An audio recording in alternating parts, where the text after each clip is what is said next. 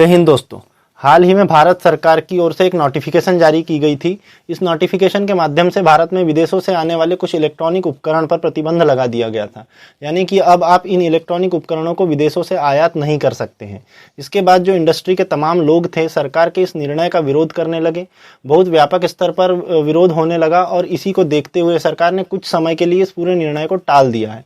तकरीबन 3 महीने का एक विंडो दिया गया है। तो आज इस वीडियो में हम इसी विषय पर विस्तार से बात करने की कोशिश करेंगे।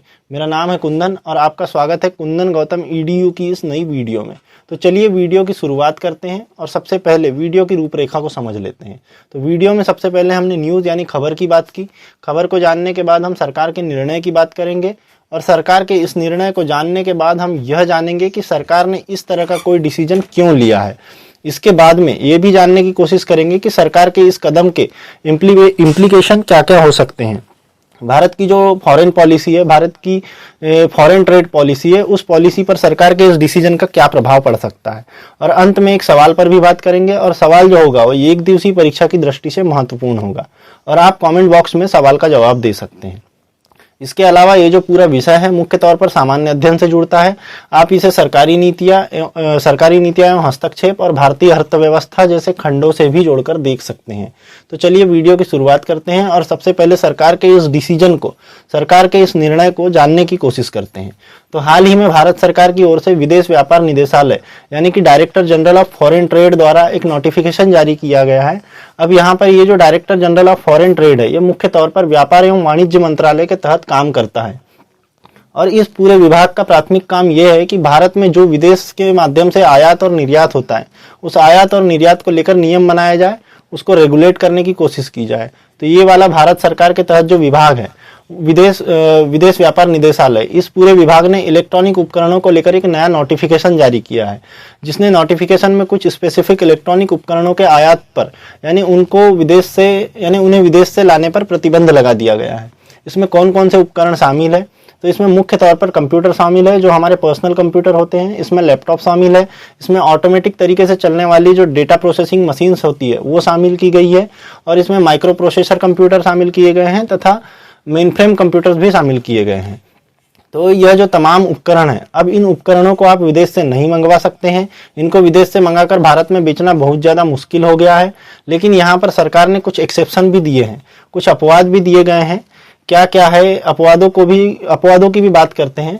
तो इसमें पहला एक्सेप्शन ये है कि यदि आप विदेश से एक लैपटॉप लेके आते हैं, एक टैबलेट लेके आते हैं या फिर पर्सनल कंप्यूटर लेके आते हैं या कोई माइक्रो प्रोसेसर लेके आते हैं जो कि क्वांटिटी में एक है, तो यहाँ पर हम प्रत्यक्ष तौर पर देख सकते हैं कि सरकार ने जो ई-कॉमर्स वेबसाइट है, उन वेबसाइट्स के जरिए जो हम परचेस करते हैं, जो ट्रेड करते हैं, वो ट्रेड इंटर कंट्री भी हो सकता है, विदेशों से भी हो सकता है। तो इस ट्रेड को यहाँ पर एक्सेप्शन दी गई है। हालांकि सरकार ने इस नोटिफिकेशन में स्पष्ट किया है कि ये वाला जो ट्रेड है, इस ट्रेड पर भी सरकार शुल्क लगाएगी और ये जो ट्रेड है, जो कंप्यूटर्स है, जो लैपटॉप्स है, वो भारत में केवल तभी आ सकते हैं जब वो सरकार का शुल्क देंगे, जो टैरिफ लगाया जाएगा सरकार द्वारा। इसके अलावा सरकार के दूसरे एक्सेप्शन की बात करते हैं। तो दूसरा एक्सेप्शन यह है कि यदि आपको आयात करना है, यदि आपको बड़ी क्वांटिटी में आयात करना है, तो इसके लिए अनिवार्य है कि आपको सरकार से लाइसेंस लेना पड़ेगा, एक वैलिड लाइसेंस की जरूरत पड़ेगी। अगर आपके पास वो वैलिड लाइसेंस नहीं है तो आप विदेश से विदेशी उपकरण या फिर जो इलेक्ट्रॉनिक डिवाइस है, इनको इंपोर्ट नहीं कर सकते हैं। तो ये तो दूसरा एक्सेप्शन हुआ। तीसरा एक्सेप्शन क्या है? तो तीसरा एक्सेप्शन मुख्य तौर पर रिसर्च एंड डेवलपमेंट से जुड़ा हुआ है। यानी सरकार का कहना है कि यदि आप विदेश से किसी रिसर्च अनुसंधान और विकास के उद्देश्य से या फिर परीक्षण के उद्देश्य से, टेस्टिंग के मामले में, बेंचमार्किंग स्थापित करने के मामले में या फिर मूल्यांकन के लिए कोई भी इलेक्ट्रॉनिक डिवाइस आयात करते हैं, तो आपको इस पूरे नोटिफिकेशन के माध्यम से एक्सेप्शन मिलेगा। हालांकि ये जो एक्सेप्शन है, ये एक बैच में 20 डिवाइसेस को लेकर है। यानी कि आप एक बार में एक कंसाइनमेंट के जरिए 20 डिवाइस ही मंगा सकते हैं रिसर्च एंड डेवलपमेंट के लिए। हालांकि यहाँ पर सरकार ने अपने नोटिफिकेशन के माध्यम से ये भी स्पष्ट कर दिया है कि ये जो रिसर्च एंड डेवलपमेंट के लिए जो डिवाइसेस लाए जाएंगे, उनका उपयोग केवल रिसर्च एंड डेवलपमेंट के लिए ही किया जाएगा। किसी पर्सनल काम के लिए, किसी कमर्शियल काम के लिए उनका उपयोग नहीं किया जा सकता। और इसके बाद जब वो रिसर्च एंड डेवलपमेंट का काम खत्म हो जाएगा, तो उसका जो ऑनर है, उसके लिए अनिवार्य होगा कि कि वो उस पूरी डिवाइस को या तो नष्ट कर देगा, या तो उसे नष्ट कर दिया जाएगा, या फिर उसे पुनः निर्यात कर दिया जाएगा, या उसे वापस किसी दूसरे देश में भेज दिया जाएगा। यानी कि उद्देश्य पूर्ति के बाद आप उसे भारत में नहीं रख सकते हैं, या तो उसे नष्ट करना पड़ेगा, या फिर वापस उसे किसी देश में या फिर किसी दूसरे देश में जाकर भेजना पड़ेगा। अब इसके अलावा और क्या क्या अपवाद है, तो एक अपवाद जो है वो मरम्मत को लेकर भी है। यानी कि मान लीजिए आप सरकार से लाइसेंस लेकर कोई डिवाइस लेकर आते हैं, भारत में कोई उपकरण लेकर आते हैं, और उसके बाद उस उपकरण में कोई खराबी आ जाती है, तो जाहिर तौर पर क्योंकि आप उस उपकरण को विदेश से लेकर आए हैं, तो उसको ठीक करने की भी जिम्मेदारी उसी कंपनी की है, उसी विदेश कंपनी की है। तो वहां पर उस पूरे उपकरण को ठीक करने के लिए जिन चीज़ों की ज़रूरत है, या तो आपको वहां पर वापस भेजना पड़ेगा, फिर बन के वापस आएगा। तो ऐसे में मरम्मत के लिहाज से अगर आप किसी भी चीज़ को लेके जाते हैं या फिर लेकर आते हैं, तो इस पर आपको लाइसेंस की ज़रूरत नहीं पड़ेगी। आप बिना लाइसेंस के मरम्मत के उद्देश्य से कोई सामान वापस लेकर आ सकते हैं। तो ये तो बात हुई एक्सेप्शन की, जो कि इस पूरे नोटिफिकेशन में दी गई है। अब यहाँ पर सवाल उठता है कि आखिर सरकार ने लैपटॉप, कंप्यूटर्स और इन तरह की ये दूसरे डिवाइसेस हैं, उनके आयात पर प्रतिबंध आखिर लगाया क्यों है। तो इसके पीछे सरकार किस तरह के तर्क दे रही है, इसके पीछे सरकार द्वारा बहुत सारे तर्क दिए जा रहे हैं। इसमें से जो पहला तर्क है वह राष्ट्रीय सुरक्षा को लेकर है। दरअसल सरकार का कहना है कि विदेश से आने वाली इलेक्ट्रॉनिक उपकरणों में कई बार स्पाई एलिमेंट्स भी मौजूद होते हैं। कई बार उनका उपयोग हमारे देश में निगरानी करने के लिए, हमारे देश की जासूसी करने के लिए भी किया जाता है। तो ऐसे में ये सरकार सुनिश्चित करना चाहती है कि इन उपकरणों के माध्यम से भारत में जो निगरानी की प्रक्रिया है, भारत में जो स्पाई का प्रोसेस है, वो न किया जा सके, भारत की निगरानी न की जा सके, भारत की जासूसी न की जा सके। ये तो पहला कारण हुआ, लेकिन यह कोई बड़ा कारण नहीं है। जो सबसे बड़ा कारण है जो कि जानकारों द्वारा पेश किया जा रहा है, वह यह है कि सरकार इस निर्णय के माध्यम से सरकार द्वारा जो आईटी हार्डवेयर सेक्टर को लेकर उत्पादन लिंक प्रोत्साहन, यानी कि प्रोडक्शन लिंक इंसेंटिव स्कीम जो थी, उसकी शुरुआत की गई थी। वो जो स्कीम है, इस स्कीम वर्तमान समय में बेहतर प्रदर्शन नहीं कर रही है। मतलब जो प्रोडक्शन लिंक इंसेंटिव स्कीम है, वो वर्तमान में बेहतर तरीके से प्रदर्शन नहीं कर रही है, क्योंकि जो तमाम इस तरह के उपकरण बेचने वाले लोग हैं, वो विदेशों से सामान मंगा लेते हैं, तो भारत में इसका प्रोडक्शन बहुत ज़्यादा कम होता है। तो इसकी वजह से सरकार की इस योजना को बहुत ज़्यादा प्रोत्साहन नहीं मिल पाया, बहुत ज़्यादा लोकप्रिय नहीं हो पाई ये योजना।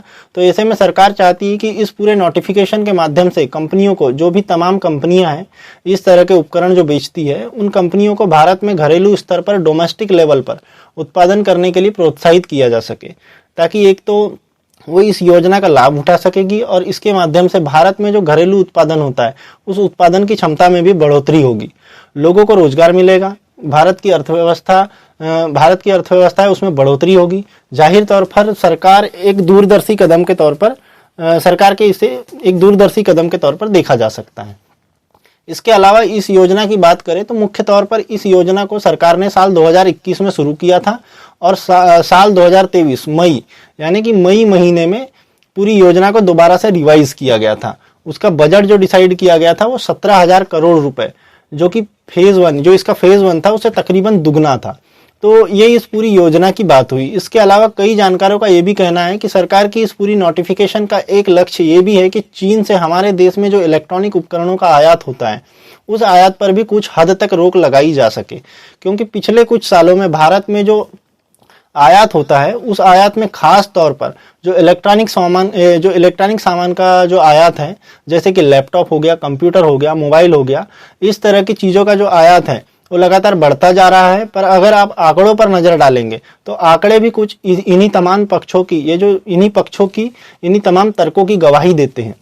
जैसे अगर आप 2023 में अप्रैल और जून के महीने के आंकड़ों को देखेंगे, तो इस पूरी अवधि में हमने तकरीबन 6.96 अरब डॉलर का आयात किया है, यानी इलेक्ट्रॉनिक डिवाइसेस का आयात किया है। जबकि अगर आप इसी आंकड़े की तुलना 2022 की अवधि से करेंगे तो 2022 में हमने तकरीबन 4.73 अरब डॉलर का आयात किया था।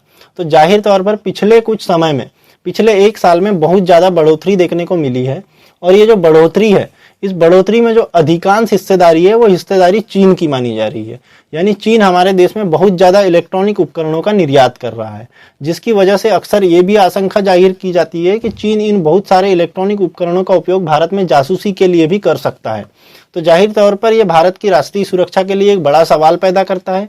इसके अलावा अगर आप पिछले कुछ समय में आंकड़ों पर नजर डालेंगे तो वो भी चीन की इस पूरी कार्रवाई की, चीन के इस पूरे प्लान की गवाही देते हैं। जैसे कि अगर हम भारत में जो ओवरऑल लैपटॉप कंप्यूटर का इंपोर्ट किया जाता है उसके आंकड़ों को देखेंगे तो यहाँ पर ये लगातार जो इंपोर्ट हो रहा है वो बढ़ रहा है। वहीं दूसरी तरफ चीन की हिस्सेदारी है वो भी लगातार बढ़ रही है, यानी बड़ी मात्रा में बनी हुई है। बहुत बड़ी मात्रा में चीन हमारे देश में निर्यात कर रहा है। लगभग हर साल अगर आप देखेंगे तो यहाँ पर लगभग हर साल चीन का जो आयात है वो कुल आयात के आधे से ज़्यादा बना हुआ है। बहुत बड़े लेवल पर चीन हमारे देश का जो इलेक्ट्रॉनिक सिस्टम है उस सिस्टम में लगातार प्रवेश करता जा रहा है। और ऐसे में चीन के इस प्रवेश को रोकना सरकार की एक जिम्मेदारी और सरकार की एक मजबूरी भी बन गई है। तो ये तो बात हुई किस तरह से चीन है, ये जो चीन है वो पूरा सरकार किस तरह से चीन जो है वो पूरा सरकार का डिसीजन है और वो चीन को किस तरह से इफेक्ट कर सकता है। तो जाहिर तौर पर सरकार के इस पूरे निर्णय के माध्यम से चीन के आयात को बहुत ज़्यादा सीमित करने की सरकार जो है चीन के आयात को बहुत ज़्यादा सीमित करने की कोशिश कर रही है, ताकि भारत में एक तो आत्मनिर्भरता को बढ़ावा मिल सके, वहीं दूसरी तरफ चीन के जो नकारात्मक प्रभाव है हमारे देश की इलेक्ट्रॉनिक सिस्टम, जो हमारे देश का इलेक्ट्रॉनिक सिस्टम है, इलेक्ट्रॉनिक की जो पूरी सप्लाई चेन है उस पर जो चीन का प्रभाव है वो भी बहुत ज़्यादा कम हो सकेगा। ये तो प्रतिबंध लगाए गए हैं उसकी बात हुई। अब सरकार के इस कदम के निहितार्थ क्या हो सकते हैं उस पर भी बात करने की कोशिश करते हैं। तो इलेक्ट्रॉनिक आयात को लेकर सरकार की जो मौजूदा नीति रही है, जो इससे पहले की नीति रही है, इससे पहले की नीति निर्धारित करने की जो शुरुआत हुई थी वह साल 1981 में हुई थी। इंडियन इंस्टीट्यूट ऑफ साइंसेज के एक प्रोफेसर थे जिनका नाम था प्रोफेसर वी राजा रमन।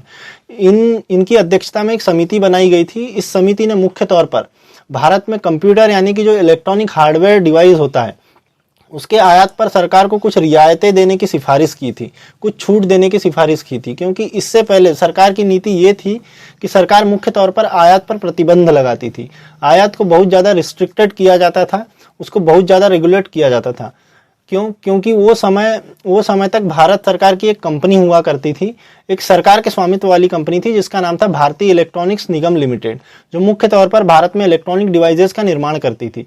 तो ऐसे में सरकार चाहती थी कि इस कंपनी का जो उत्पादन है उसको बढ़ावा मिले, जबकि विदेश से सामान ना आ सके। इसी के लिए सरकार जो है वो इलेक्ट्रॉनिक डिवाइसेस के आयात को रेगुलेट करने की कोशिश करती थी। लेकिन फिर इस समिति की सिफारिश आई और थोड़ी बहुत रियायतें, थोड़ी बहुत छूट देने की शुरुआत हुई और सिफारिशों से इलेक्ट्रॉनिक उपकरण का जो आयात था, जो इंपोर्ट था, वो लगातार आसान होने लगा। और सरकार द्वारा इस पूरे आयात के आसान होने से हमारे देश में बहुत प्रभाव भी देखने को मिला। जैसे जब भारत में आयात करना आसान हो गया तो इसकी वजह से जो रेल विभाग था उसने अपने काम में पैसेंजर रिजर्वेशन सिस्टम का उपयोग करना शुरू कर दिया, जिससे जो यात्री थे उनको बहुत ज़्यादा लाभ मिलने लगा। इसके अलावा भारत का जो फाइनेंशियल सेक्टर था उसको भी इन कंप्यूटर के आने से एक नया स्वरूप मिला और इस तरह से भारत में एक सूचना प्रौद्योगिकी क्रांति की शुरुआत होती है। इस पूरे डिसीजन के माध्यम से भारत में जो विदेशों से आने वाला सामान होता है उस पर जो शुल्क लगता है, खासतौर पर इलेक्ट्रॉनिक डिवाइसेस पर जो शुल्क लगता था वो शुल्क भी बहुत ज़्यादा कम कर दिया गया था। जैसे कि 1991-92 के आसपास ये जो शुल्क था वो तकरीबन 150% के आसपास लगता था। यानी कि जब आप विदेश से कोई सामान लाते थे उस पर 150% शुल्क लगाया जाता था। तो जाहिर तौर पर उस वस्तु की जो कीमत थी वो अपने आप बहुत ज़्यादा बढ़ जाती थी, तो लोगों के लिए वो बहुत ज़्यादा महंगी हो जाती थी। लेकिन धीरे धीरे सरकार ने अपनी ये जो शुल्क, इस शुल्क में कमी करना शुरू किया और साल 2007-8 के आसपास जो शुल्क था वो मात्र 10% रह गया था।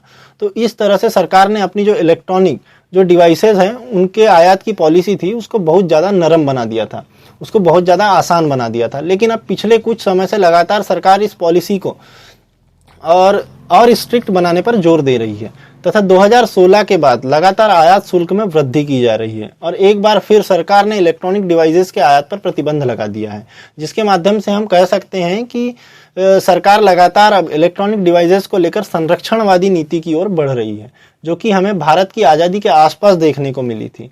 तो ये तो इस पूरे निर्णय की बात हुई, इस पूरे डिसीजन की बात हुई। अब अंत में एक प्रश्न की भी बात कर लेते हैं और जो प्रश्न है वो एक दिवसीय परीक्षा की दृष्टि से बहुत महत्वपूर्ण होगा और आप अगर चाहे तो कमेंट बॉक्स में सवाल का जवाब दे सकते हैं।